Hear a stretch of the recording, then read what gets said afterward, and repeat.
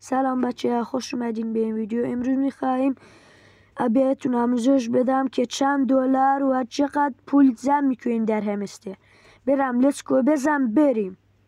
من امروز 111 میلیون دارم. میریم رو ماشین حساب 111 میلیون رو میزنیم.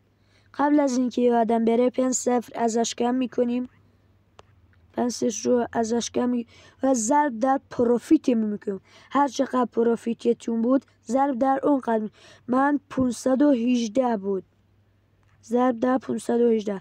574 و 980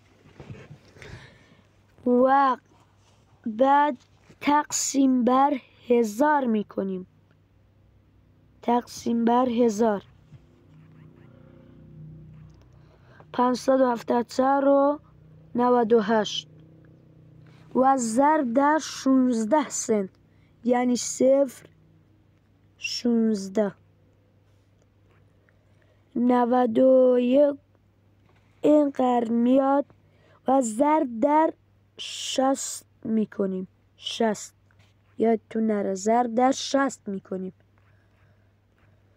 الان من اینقدر پولی که دارم 5 میلیون و 519 هزار و 808 تومن و ممنون میشم اگه منو لایک و سابسکرایب کنید و ویدیوهای حتما همستر میذارم. خداحافظ.